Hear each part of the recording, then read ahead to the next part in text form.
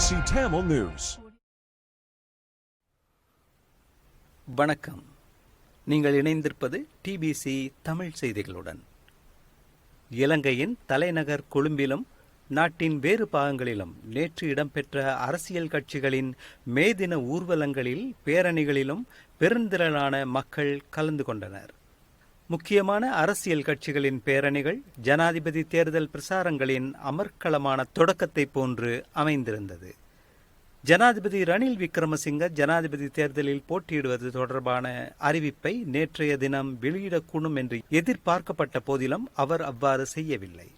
மாறாக பொருளாதார மீட்சிக்காக சர்வதேச நாணய நிதியத்தின் உதவியுடன் தனது தற்போதைய அரசாங்கம் முன்னெடுக்கும் மறுசீரமைப்பு திட்டத்திற்கு ஒத்துழைப்பு வழங்குமாறு ஜனாதிபதி மக்களையும் அரசியல் கட்சிகளையும், குறிப்பாக சஜித் பிரேமதாசவின் ஐக்கிய மக்கள் சக்தியையும் ஜேவிபி தலைமையிலான தேசிய மக்கள் சக்தியையும் கேட்டுக்கொண்டார்.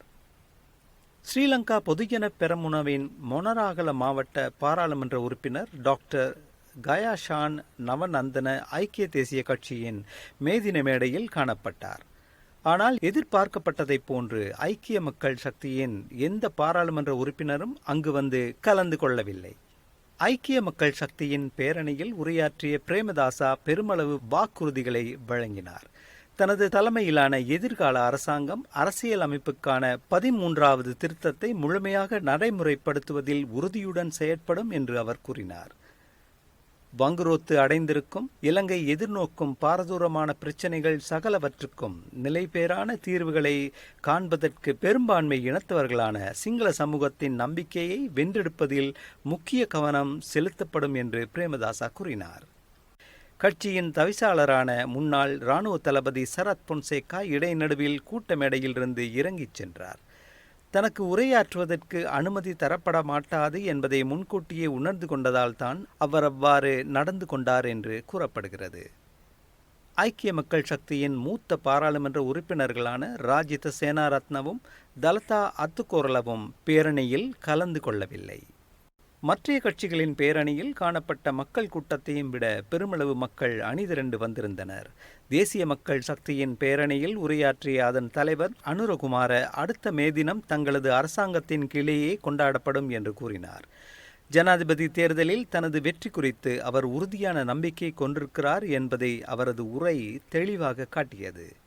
ராஜபக்சாக்களின் ஸ்ரீலங்கா பொதுஜன பெரமுனவின் கெம்பல் பூங்கா பேரணியில் எதிர்பார்க்கப்பட்ட அளவுக்கு மக்கள் கூட்டத்தை காண முடியவில்லை. அதில் உரையாற்றிய அதன் தலைவர் மஹிந்த ராஜபக்ஷ தங்களது கட்சியின் ஆசீர்வாதத்துடன் போட்டியிடும் வேட்பாளர் தான் ஜனாதிபதி தேர்தலில் வெற்றி பெறுவார் என்று கூறினார்.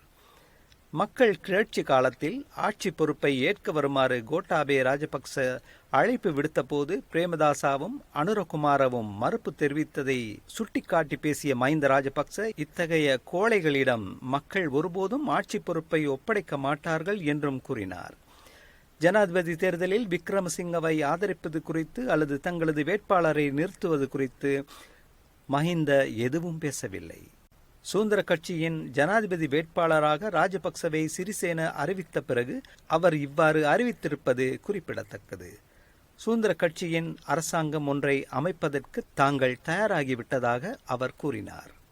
நேற்றைய பேரணிகள் குறித்து இன்று காலை பிரதான தலைப்பு செய்திகளை வெளியிட்டிருக்கும் கொழும்பின் பிரதான பத்திரிகைகள் சகலதும் தொழிலாளர் தினம் என்ற பிரகாசத்தை இழந்து மே தினம் ஜனாதிபதி தேர்தல் பிரசார களங்களாக மாறியிருந்ததாக குறிப்பிட்டிருக்கின்றன.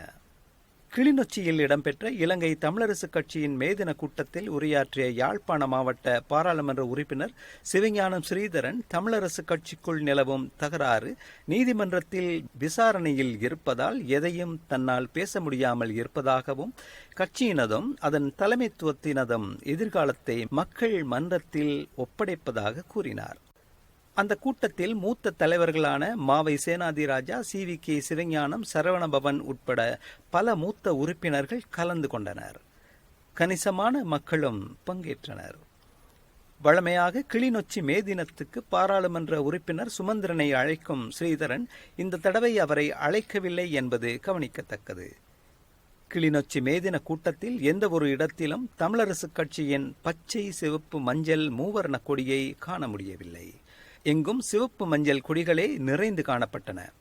இந்த கூட்டத்தில் கலந்து கொண்ட தமிழ் முற்போக்கு கூட்டணியின் தலைவரான மனோ கணேசன், ஜனாதிபதி தேர்தலில் தமிழ் பொது வேட்பாளரை போட்டிக்கு நிறுத்தும் விடயத்தில் வடக்கு கிழக்கு தவிர்ந்த தென்னிலங்கை தமிழர்களை சம்பந்தப்படுத்த வேண்டாம் என்று வேண்டுகோள் விடுத்தார்.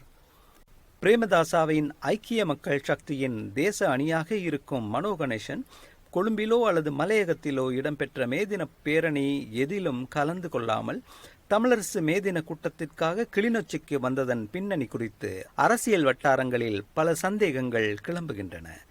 பிரேமதாசாவின் மேடையில் ஏறுவதை தவிர்ப்பதே அவரது நோக்கம் என்றும், ஜனாதிபதியுடன் அணி சேர்வது குறித்து அவர் சிந்திக்கிறார் போலும் என்று ஊகங்கள் வெளியாகின்றன. அந்த செய்தியோடு நிறைவு பெறுவது இன்றைய காலை டிபிசி தமிழ் செய்திகள்.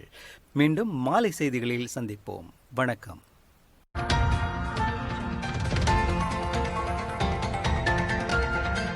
TBC Tamil News.